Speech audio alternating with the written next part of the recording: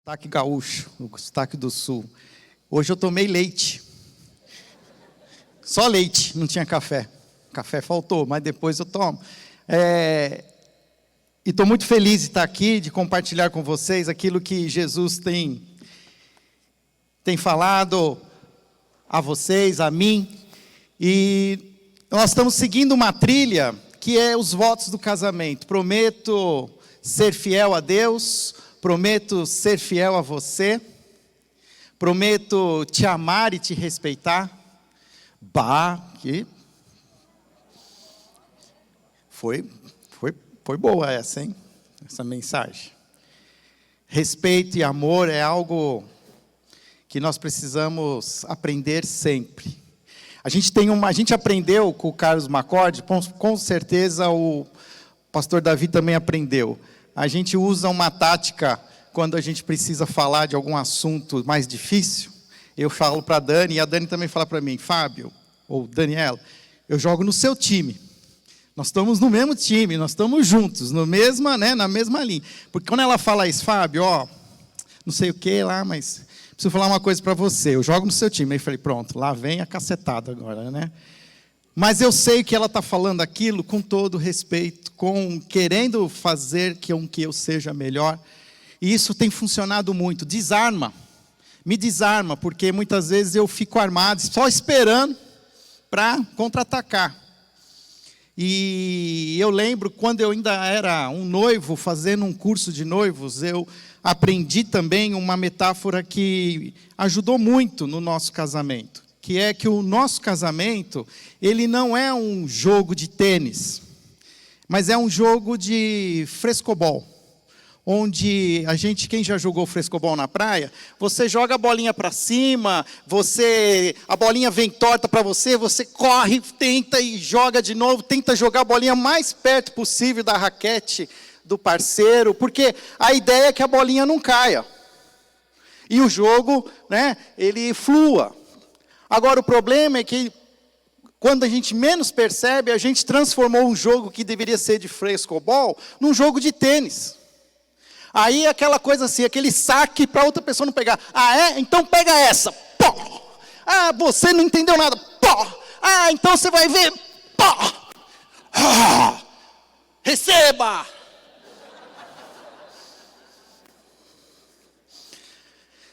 Não é assim. O jogo é um jogo, é como se fosse uma brincadeira mesmo assim. Olha, gente, a gente tem que chegar até o fim, vivos. Nós não queremos acabar com a brincadeira antes.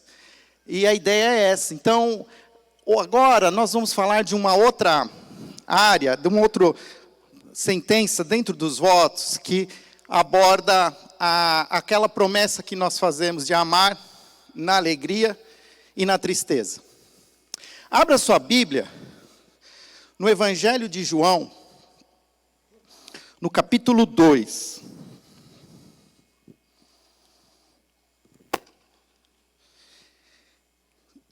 Acredito que, como discípulos de Jesus, nós precisamos sempre olhar para as palavras de Jesus, para as mensagens que Jesus tem, as suas histórias, porque elas têm muita sabedoria, nos dá entendimento, ilumina os nossos corações e nos ajuda a acertar o alvo. Aqui, capítulo 2 do Evangelho de João, nós temos aquele texto conhecido como as bodas de Caná, ou aqui a versão que eu vou ler é o casamento em Caná. Diz assim o capítulo 2, versículo 1. 3 dias depois, houve uma festa de casamento no povoado de Caná da Galileia. A mãe de Jesus estava ali e Jesus e seus discípulos também foram convidados para a celebração. Durante a festa, o vinho acabou, e a mãe de Jesus lhe disse, eles não têm mais vinho. Mulher, isto não me diz respeito. Respondeu Jesus, minha hora ainda não chegou. Sua mãe, porém, disse aos empregados, façam tudo o que ele mandar. Havia ali, perto de 6 potes de pedras, usado na purificação cerimonial judaica. Cada um tinha capacidade entre 80 e 120 litros. Jesus disse aos empregados, encham os potes com água. quando os potes estavam cheios, disse: agora tirem um pouco e levem ao mestre de cerimônias. Os empregados seguiram suas instruções. O mestre de cerimônias provou a água transformada em vinho, sem conhecer sua procedência, embora os empregados, obviamente, o soubessem. Então chamou o noivo. O anfitrião sempre serve o melhor vinho primeiro, disse ele. Depois, quando todos já beberam bastante, serve o vinho de menor qualidade. Mas você guardou o melhor vinho até agora. Este sinal em Caná da Galileia foi o primeiro milagre que Jesus fez. Com isso, ele manifestou sua glória e seus discípulos creram. Depois do casamento, foi a Cafarnaum, onde passou alguns dias com sua mãe e seus irmãos e seus discípulos. Vamos orar mais uma vez. Senhor, continua falando aos nossos corações como o Senhor tem falado todo esse tempo, mas também agora, a partir do texto lido, que ele encontre, ó Pai, em nosso coração morada, que possamos entender com a ajuda do Teu Espírito Santo aquilo que o Senhor deseja, que aprendamos e pratiquemos, em nome de Jesus. Amém. Já dizia Vinícius de Moraes, é melhor ser alegre do que triste. Acabamos de ler Provérbios capítulo 5, versículo 18, dizendo: alegre-se com a mulher da sua mocidade, da sua juventude. Alegre-se. A alegria é algo que nós queremos o tempo todo estarmos bem. O Alex aqui na introdução, quem chegou aqui quando o início da programação, ele falou sobre isso. Ele falou dessa tensão entre a alegria e a tristeza, e ele usou uma palavra para falar sobre contentamento. O contentamento como uma atitude que eu tenho de resiliência, de conseguir me manter-me bem, apesar dos altos e baixos. E o fato é que problemas acontecem. Situações que não foram imaginadas, elas precisam ser vividas. Eu tenho pensado que talvez um dos maiores pesos que o pastor tem é ouvir o sofrimento das suas ovelhas. Se não bastasse o seu sofrimento, imagina o pastor que ouve o seu sofrimento, o sofrimento do outro que nem é ovelha também, mas ele vem também, porque ele precisa desafogar as suas mágoas. O fato é que a vida machuca. Não há como você viver a vida sem passar por lutas, por dificuldades, por imprevistos, por tragédias. Quem aqui nunca perdeu alguém de uma maneira inesperada? Que não sente a falta de alguém da família, um próprio filho, pai? Ninguém quer passar por essas situações, mas elas precisam entender que elas vão acontecer, mais cedo ou mais tarde. As coisas acontecem. O texto nos fala de uma situação interessante no início do ministério de Jesus. Na verdade, Jesus ainda, na cabeça dele, lá nos planos dele, ele ainda não estava ainda no ministério público. Ele estava para começar o seu ministério. E ele vai participar de uma festa de casamento. Naquela época, festas de casamentos duravam em torno de 7 dias. Imagina assim, 7 dias de retiro no Bourbon, já pensou? Era algo assim, né? E as pessoas ficavam ali comendo e bebendo, na piscina, na trilha, Paraguai, cataratas. Mas a história conta que no meio do casamento, o vinho acabou. Versículo 3 diz: durante a festa o vinho acabou e a mãe de Jesus lhe disse: eles não têm mais vinho. O que nós vamos entender é que, para nós que estamos falando de casamento, o vinho, ele tem um simbolismo de alegria. Quando você está alegre, você comemora, você celebra. O vinho é tomado, as bebidas são tomadas como um momento de alegria, de comemoração, de festa. Mas o vinho acabou. O vinho, como símbolo de alegria, não tem mais naquela festa. Interessante que a festa tinha tudo planejado, tudo foi feito, mas algo falhou, imprevistos acontecem. O pessoal que está na Jumap, que está fazendo esse evento, toda hora acontece alguma coisa. Ficaram pensando há mais de um ano sobre esse encontro, mas chega na hora, alguma coisa não funciona. E por mais que a gente se prepare, por mais que a gente se capacite, alguma coisa vai acontecer que vai nos surpreender, nós vamos nos sentir impotentes.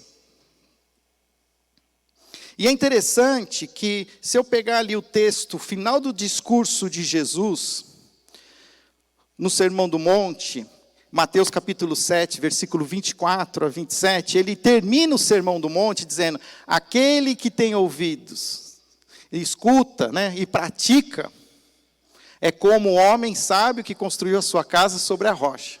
Vieram as chuvas, o vento forte e a inundação, mas a casa resistiu. Mas aquele que ouve as minhas palavras e não as pratica, é como o homem insensato que construiu sua casa sobre a areia. Vieram o quê? A chuva, os ventos fortes e a inundação, e a casa não resistiu. A gente pensa muito no antagonismo, na diferença entre o homem sábio e o homem insensato, entre o que ouve e pratica, e entre o que ouve e não pratica. Mas você já parou para pensar que acontecem as mesmas coisas sobre o sábio e o não sábio? Que a chuva acontece para os dois, o vento forte acontece para os dois e a inundação acontece para os dois. Porque o que Jesus está dizendo é que ambas as coisas vão acontecer nas nossas vidas. Não importa. Não adianta você tentar fazer tudo. Vai acontecer. A chuva forte vai vir.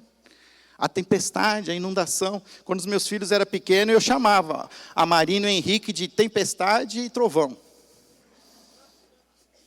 O Henrique era o trovão. Pensa num garoto cheio de energia. A gente morava no 13º, era 13º andar, 11º.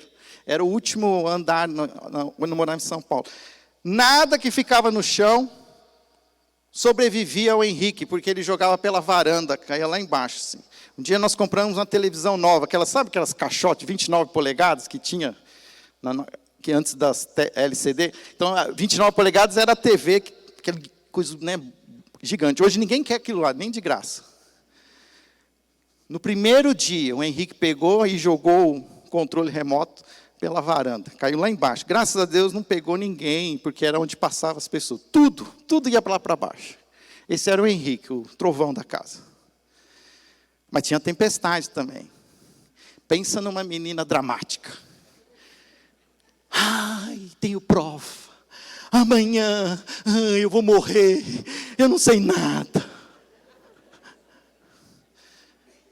Nossa, é um drama. Aí chegava no outro dia, entrava no carro. E aí, Marina, tudo bem? Tudo. E a prova? Tirei 10. E aquele estresse todo, Marina? Aquela lamúria? Filhos, eles tiram um pouco a gente do equilíbrio. Tiram um pouco, eu estou sendo até generoso, Tiram muito. Mas faz parte até do nosso crescimento. Olha, eu vou dar uma dica, não sei se eu só falo de livro que está esgotado, mas um livro que vale a pena, quem tem filhos adolescentes, Crescendo com seu filho adolescente, do Eugene Peterson. Quem conhece Eugene Peterson sabe que ele é um pastor teólogo que faz alguns comentários sobre espiritualidade, fez a Bíblia, a mensagem, mas em 1970, na década de 70, ele escreveu esse livro, quando os filhos dele eram adolescentes. E é um livro bacana, porque ele fez um encontro com a sua igreja, falando sobre filhos adolescentes, e dizendo assim que a adolescência dos nossos filhos, ela é importante para ajudar o crescimento de nós pais a aprender a amadurecer. É como se os adolescentes nos provocassem para a gente se tornar melhores pais. Porque você pensa que criar filho é fácil? Criar filho é que nem videogame. A próxima fase sempre é mais difícil. Eu estou na fase agora que os meus filhos estão na universidade. E aí a gente está lá, rebolando, tentando, né, para lá e para cá. Volta da faculdade, vem para a igreja, né? Marina, você não pode ficar só na faculdade, você tem que vir para a igreja, minha filha. E aí você vai, são os dilemas.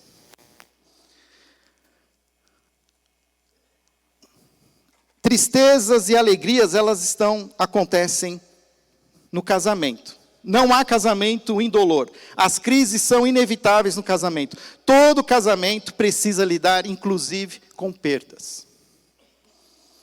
Se você pensa que você entrou no casamento para ganhar, desculpe eu ter ser esse portador dessa má notícia, mas quem entra no casamento, perde. Perde algumas coisas, porque agora as coisas precisam ser negociadas. O Davi falou que lá, 50% das coisas é da Paula e 50% das coisas é dos dois. Aí a Dani olhou para mim e já falou, 50% das coisas é sua. Porque ela me chama de tranqueirinha. Não posso ver um negócio velho assim, abandonado, que eu já quero pegar. Eu falei para os meus filhos que eu não tenho herança, mas eles podem pegar tudo que eu juntei e vender para o ferro velho.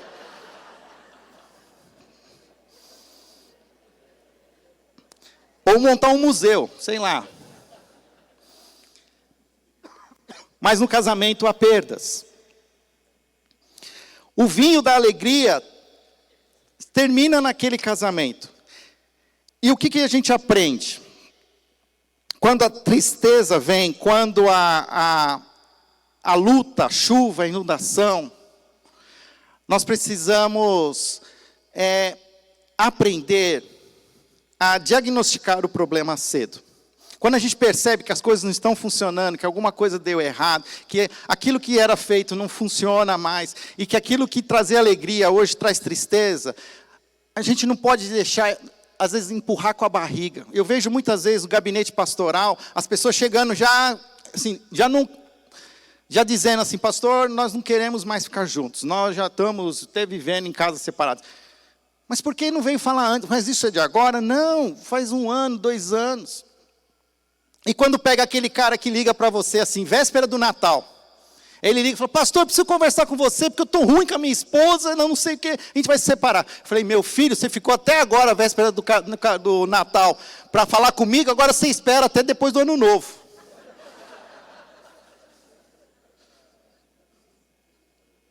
Porque você viveu um inferno o ano todo, e agora você quer fazer a minha vida no inferno também? Agora você espera pelo menos as festas. E é interessante que quem diagnostica o problema na festa de casamento, quem é? Quem vai falar com Jesus? A mãe, Maria. Eu acho lindo, essa é a ideia. As mulheres, elas são muito mais sensíveis àquilo que está acontecendo.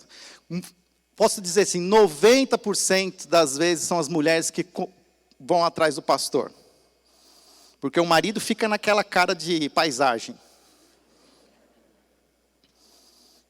Mas a mulher, ela não aguenta, ela precisa de ajuda, ela precisa ir atrás. Marido, se a sua mulher está falando para você que alguma coisa precisa ser feita, é porque precisa ser feito. A Dani, ela fala para mim assim, Fábio, você precisa trocar a lâmpada lá do nosso armário, do nosso banheiro. Aí ela fica falando isso toda hora, até que chega uma hora que eu falo assim, Dani, você não precisa ficar repetindo a cada 3 meses que eu preciso trocar a lâmpada do armário. Eu vou trocar. Calma. Mas, brincadeiras à parte, quantas coisas as mulheres não muitas vezes falam assim, olha, precisava ser diferente, precisamos pedir ajuda, precisamos conversar com o pastor, precisamos fazer um curso. Quantas aqui não precisam responder, mas estão aqui, os homens estão aqui porque as mulheres insistiram para estar aqui hoje. Fala, Deus.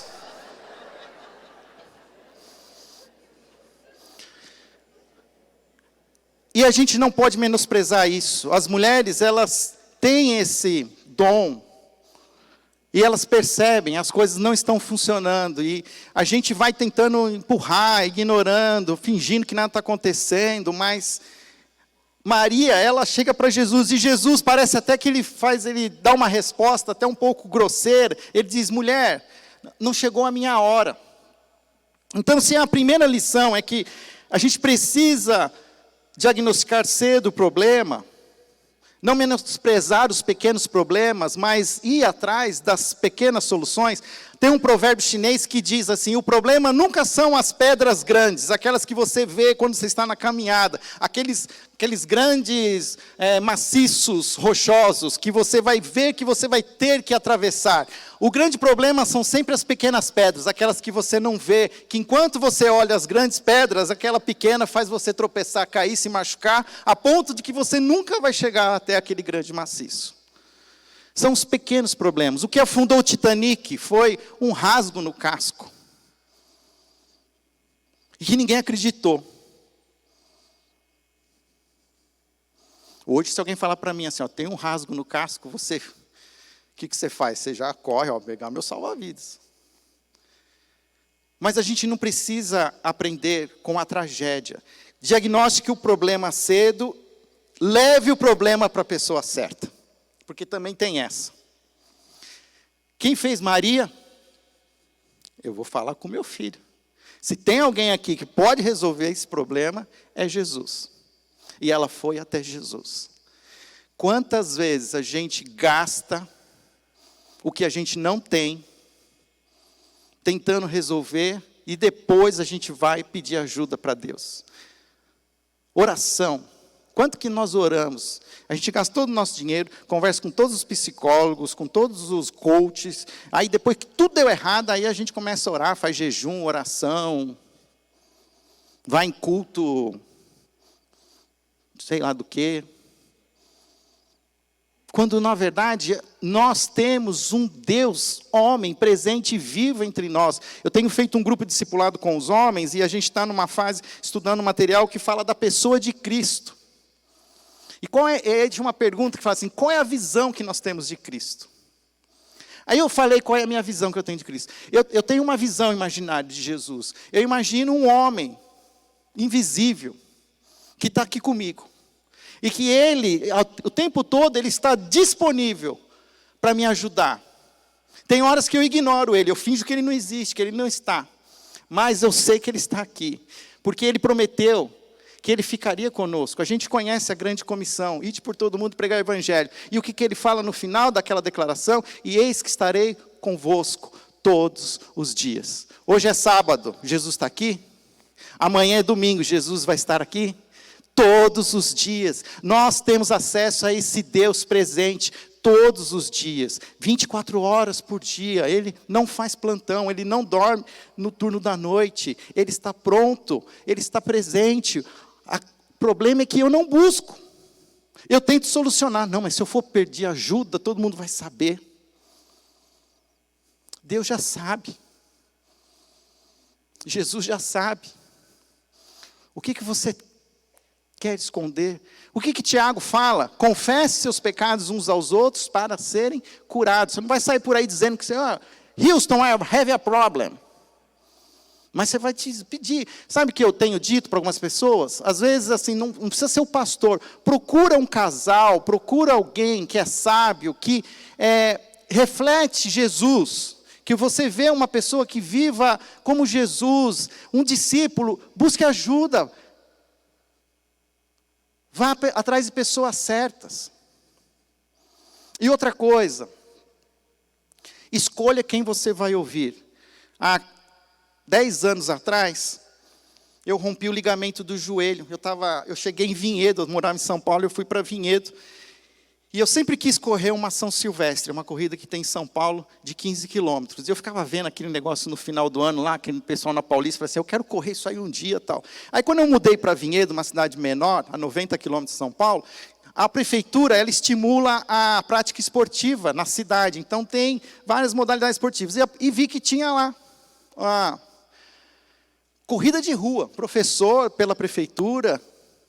E eu falei, vou fazer esse negócio. Comecei.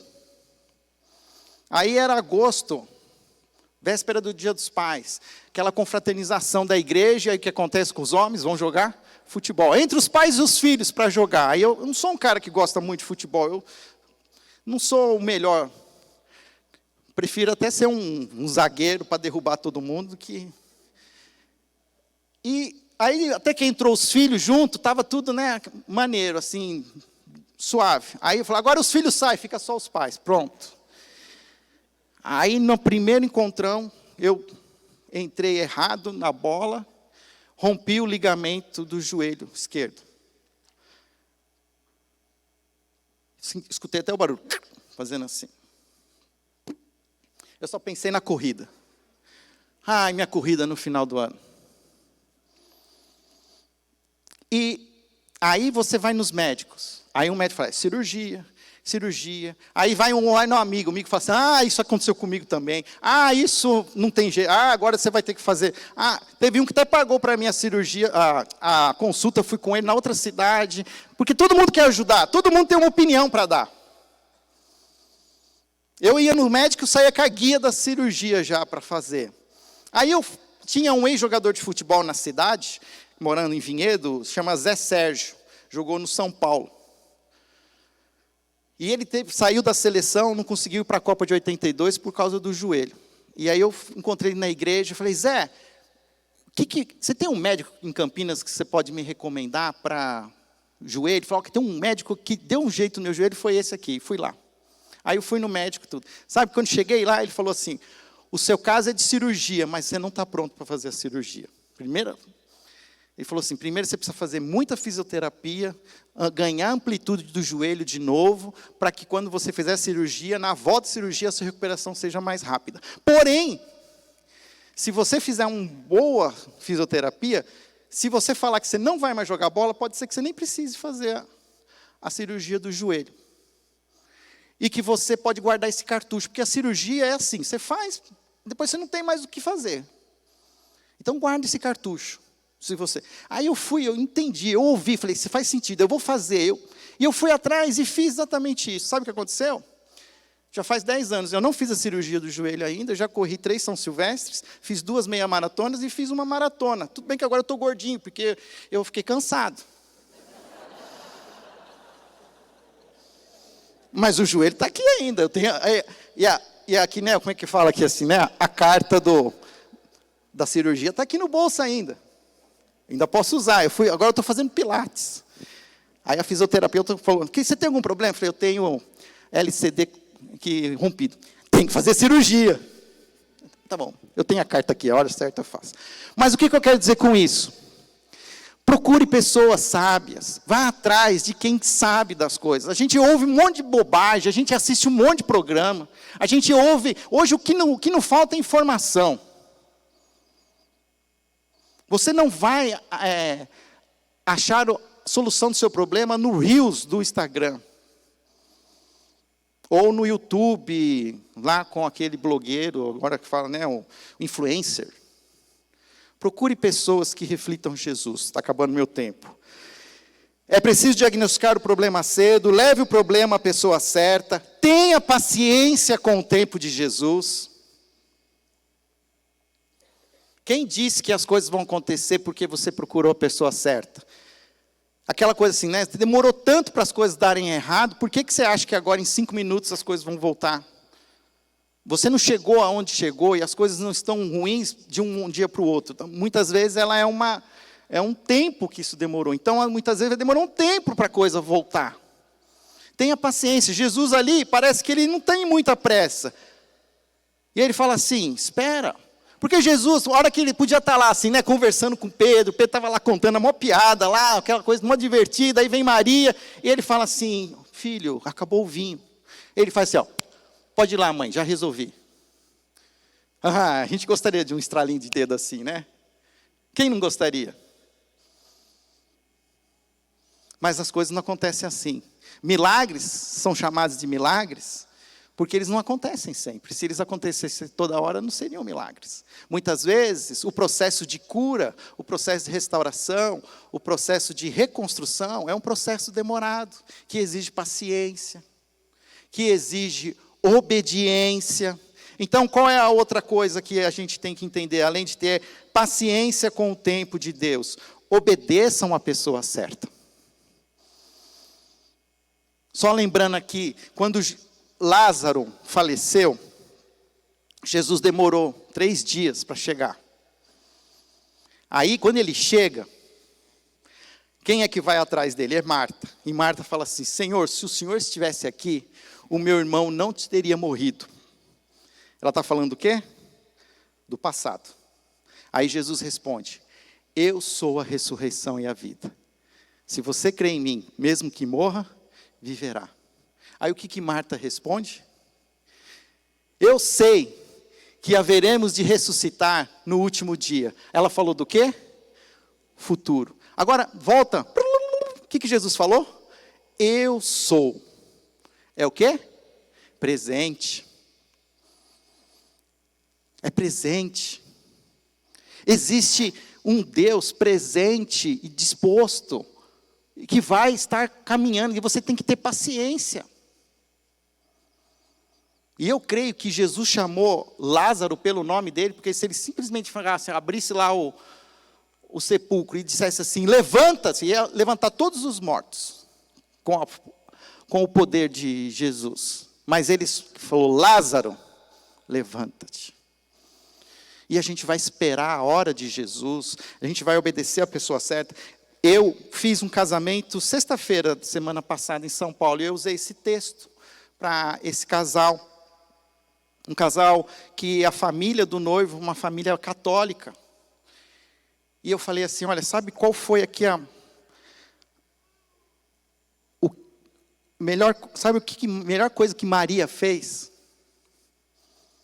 Foi ter dito para aquelas pessoas: façam o que ele mandar.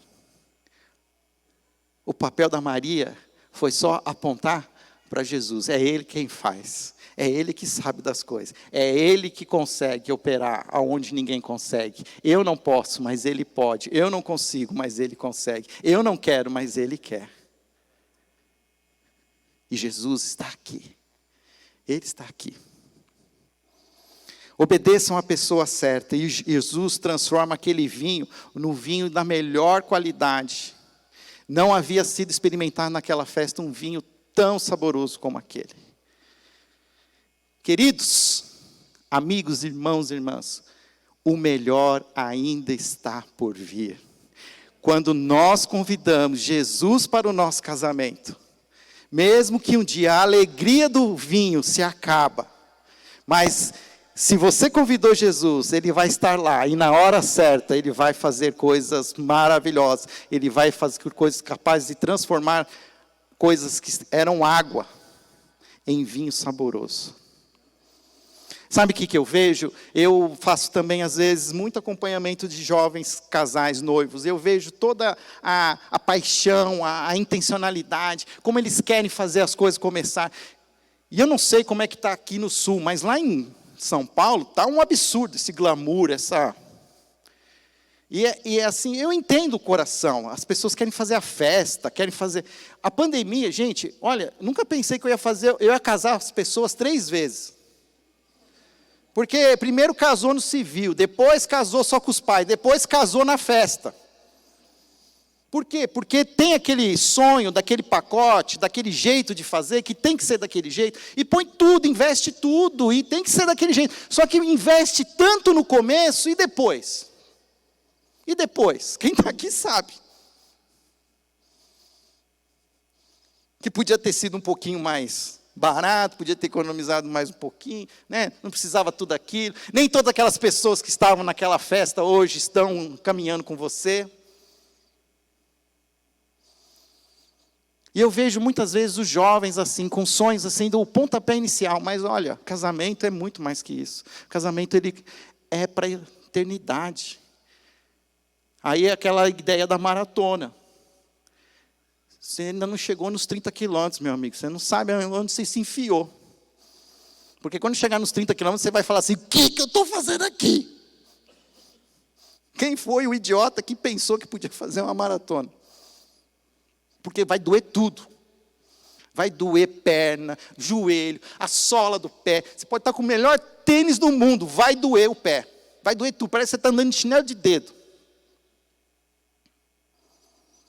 Mas você vai continuar. Você vai convidar Jesus. Sabe uma das coisas mais legais que aconteceu comigo na corrida? Ih, acabou meu tempo. Depois eu conto essa parte.